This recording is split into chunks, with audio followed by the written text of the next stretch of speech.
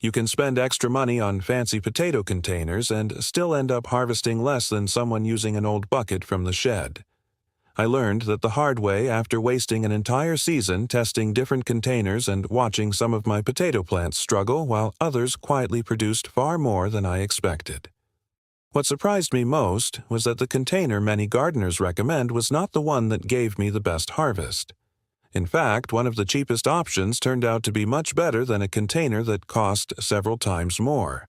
If you have ever planted potatoes in pots and felt disappointed when harvest day arrived, then there is a good chance the container is part of the problem. Most people focus on seed potatoes, fertilizer, and watering schedules, but they overlook the one thing that controls everything else.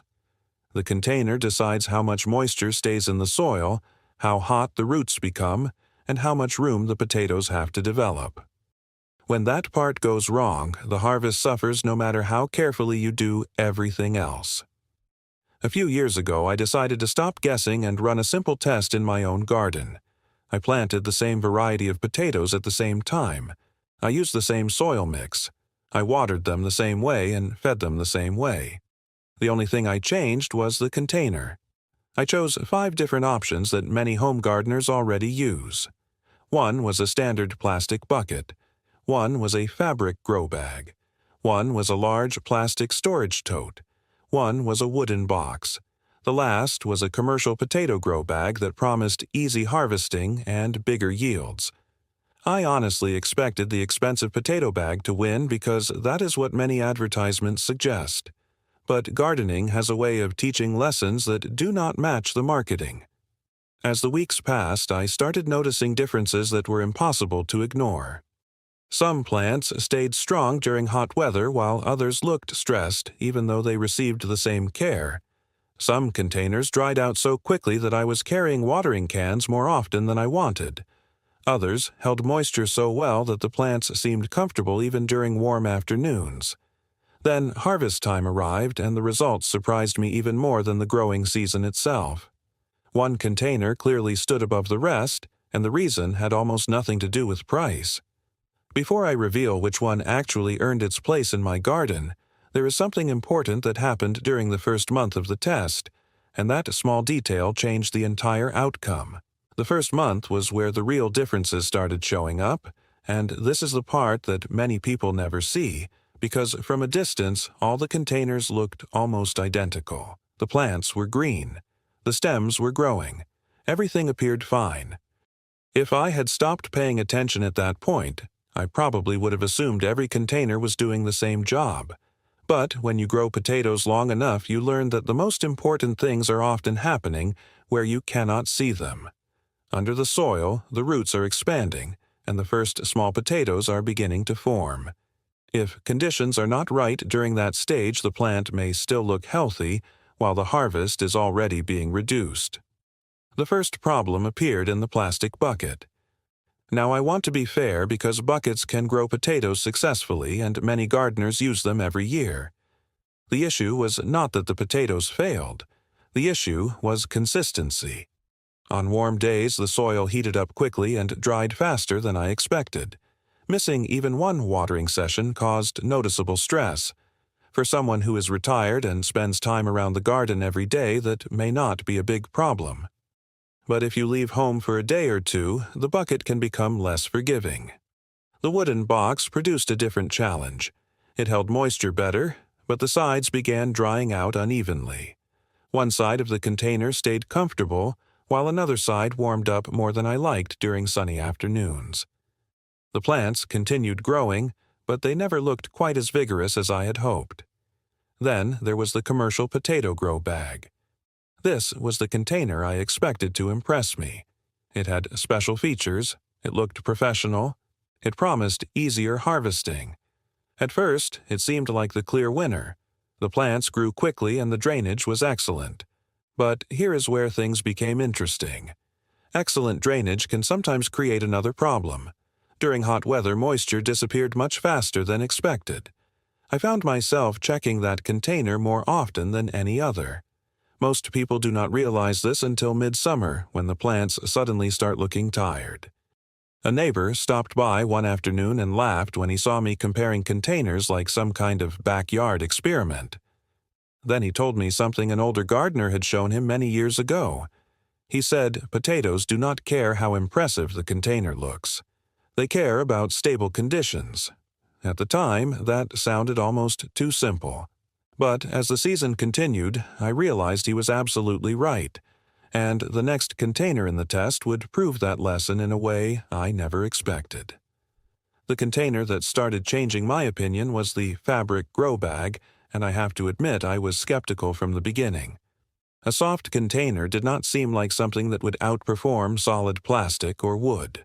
I thought it might dry out too quickly or become difficult to manage once the plants reached full size. For the first few weeks it looked ordinary, and I did not pay much attention to it. Then summer temperatures started climbing and the differences became harder to ignore. While some of the other containers were developing small issues, the grow bag seemed to stay remarkably steady. The soil remained evenly moist without feeling waterlogged. The plants kept producing healthy growth, and the leaves stayed deep green, even during stretches of warm weather. That was the first sign that something was happening below the surface. What many people do not realize is that potatoes dislike extremes. They do not like sitting in soggy soil, and they do not like drying out repeatedly. Most gardeners accidentally create one of those conditions without realizing it. The fabric sides allowed excess moisture to escape, while still helping the root zone avoid some of the overheating I saw in the plastic containers. I was not getting dramatic growth that made me think I had discovered a miracle solution. What I was seeing was something much more valuable: consistency. Week after week, the plants simply kept performing. An older gardener showed me a trick many years ago that came back to mind during this experiment. He said, never judge a potato plant by how impressive it looks early in the season. Judge it by how steady it remains when conditions become difficult. Most people get excited by fast growth in spring and then wonder why harvests disappoint later. Potatoes reward stability more than speed.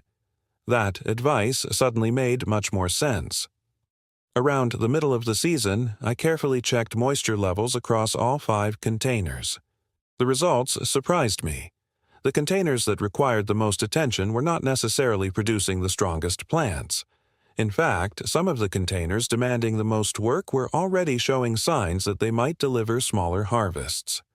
Meanwhile, the grow bag continued requiring relatively little effort. That caught my attention because one of my goals has always been growing food without turning gardening into a full-time job. Saving money is important, but saving time matters too. Still, I was not ready to declare a winner. There were 2 containers left that had not revealed their full story yet. One of them was quietly producing some of the healthiest plants in the entire test, and by harvest time it would create the biggest surprise of all. The container that surprised me most during the middle of the season was the large plastic storage tote. To be honest, I almost did not include it in the test because it seemed too simple. It was nothing special and certainly not designed for potatoes. It was just a sturdy storage tote that many people already have sitting in a garage or basement. I drilled drainage holes in the bottom and filled it with the same soil mix as the other containers. At the beginning, I expected average results and nothing more. But gardening often rewards simple solutions in ways that expensive products cannot. As the plants matured, the tote began showing strengths that were easy to overlook at first. The larger volume of soil held moisture longer than the bucket. It also gave the roots more room to spread. During hot weather, the soil temperature stayed more stable than I expected, and the plants rarely showed signs of stress. What really caught my attention was how little maintenance it required compared to some of the other containers. Most people make a mistake here. They assume a container must be specially designed for potatoes to work well. That sounds logical, but it is not always true. Potatoes mainly need space-consistent moisture and good drainage. The tote was quietly providing all 3. Around this time, I began noticing something else. The commercial potato grow bag was demanding more watering. The bucket continued producing decent growth but needed close attention. The wooden box remained respectable but never seemed to gain momentum. The fabric grow bag still looked excellent and had become one of the strongest contenders. Then there was the tote sitting there almost unnoticed while producing thick stems and healthy foliage. Few people would have guessed which containers were leading the test just by looking from a distance. A friend visited one afternoon and immediately pointed at the expensive potato bag. He assumed that one would easily produce the biggest harvest. I probably would have made the same prediction before running this experiment. But by then, I had already learned something important. Price and performance are not the same thing. Sometimes they overlap, and sometimes they do not. The old gardeners who taught me years ago rarely chased the newest products. They looked for methods that delivered reliable results season after season. That forgotten approach was starting to prove itself again. As harvest day moved closer, I found myself becoming genuinely curious. The differences underground could no longer be guessed from the leaves alone. Every container still had a chance to surprise me, but one harvest in particular would completely change how I planned to grow potatoes in the future, and the numbers were far more dramatic than I expected. By the time harvest season arrived, I felt like a kid waiting to open a gift, because after months of watching those containers grow side by side, I finally wanted to know what was hiding beneath the soil. This is the moment every potato grower waits for. You can make predictions all season long, but until the soil is emptied and the potatoes are counted, you never really know what happened underground. I started with the container that had caused me the most extra work during the season. The standard bucket produced a respectable harvest, and I want to make that clear because buckets absolutely can grow potatoes. The problem was not the final yield. The problem was how much attention it required to reach that result. For gardeners who enjoy checking their plants every day, that may not matter. For someone who wants a simpler system, the bucket was harder to justify. Next came the wooden box. The harvest was slightly better than I expected, but not dramatically different. It performed well enough and there was nothing wrong with it. Still, I could not ignore the fact that building or buying a wooden box costs more than using materials many people already have available. Then I moved on to the commercial potato grow bag. This was the moment I thought everything might change. The marketing sounded convincing, and the plants had looked healthy for most of the season. When I emptied the bag, the harvest was decent, but it was not exceptional. In fact, the result was much closer to the cheaper containers than I had anticipated. That was the first major surprise.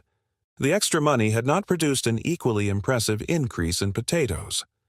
Many gardeners never talk about that part. They show the container, but not the comparison. Here is where things became even more interesting. The fabric grow bag produced one of the strongest harvests of the entire experiment. Not only were there plenty of potatoes, but they were fairly consistent in size.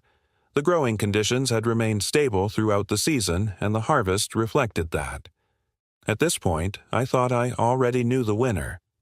Then I reached the storage tote. As I began digging through the soil, I immediately noticed more potatoes than expected. Every few handfuls seemed to reveal another cluster. The pile kept growing. I remember stopping halfway through and thinking that something unusual was happening. The container I nearly ignored at the beginning was suddenly challenging everything I assumed about potato growing. But the final count had not happened yet, and one detail would determine whether the tote truly earned the top spot or whether another container would still take the crown. When all the potatoes were finally cleaned and counted, I sat down and looked at the numbers several times because I wanted to be sure I was not letting excitement influence the results. The differences were real. Some containers had produced acceptable harvests. A couple had performed quite well. But when I compared yield to cost and effort, the picture became much clearer. That was the whole reason I started this experiment in the first place. I was not trying to find the container with the biggest harvest at any cost. I wanted to know which one gave the best value, which one made the most sense for an ordinary gardener who wants more food without spending unnecessary money. The commercial potato grow bag was the biggest disappointment in that respect. It worked. It grew potatoes. But the extra cost did not translate into a dramatically better harvest. If someone already owns one, there is no reason not to use it. But if you are buying containers specifically to grow potatoes, then the numbers become difficult to ignore. The wooden box was solid, but required more materials and effort.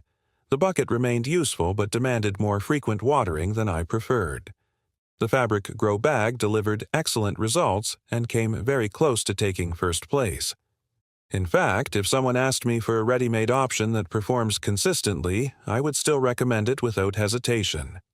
Yet, when everything was considered together, there was one container that stood above the others. The simple storage tote produced one of the largest harvests while also being inexpensive and easy to manage. Many people already own one. Even if they do not, the cost is often lower than specialty containers marketed for potatoes. That combination changed everything for me. An old gardener once told me that the smartest gardening methods are usually the ones that keep working after the excitement wears off. At the time, I did not fully understand what he meant. Now I do. The tote was not exciting. It was not trendy. Nobody would stop and admire it. But it quietly produced results. That is exactly what many gardeners over 50 are looking for. We are not chasing complicated systems. We want dependable methods that save time and money while still giving us a good harvest. There is still debate about containers, and every garden is different. Some gardeners swear by grow bags while others prefer buckets or raised beds. I understand all of those opinions. But this experiment taught me something most people overlook. The best choice is not always the container that grows the most potatoes. Sometimes it is the container that gives strong results while making life easier. And there was one final lesson from this test that may actually be more important than the winner itself. The biggest lesson from this entire experiment had very little to do with potatoes and almost everything to do with how we approach gardening. When I started testing those 5 containers, I was looking for a winner. I assumed one product would clearly outperform the others and make the decision easy. What I discovered instead was that many gardeners are spending money on things that do not improve their results nearly as much as they expect. That realization stayed with me long after the harvest was finished. The storage tote earned the top spot because it combined 3 things that mattered to me. It was affordable, it was simple to set up, and it produced an excellent harvest without demanding constant attention. The fabric grow bag came very close, and I would happily use it again. The other containers all grew potatoes too. None of them completely failed. But only one gave me the feeling that I was getting the best return for my time and money. That matters more now than it did when I was younger.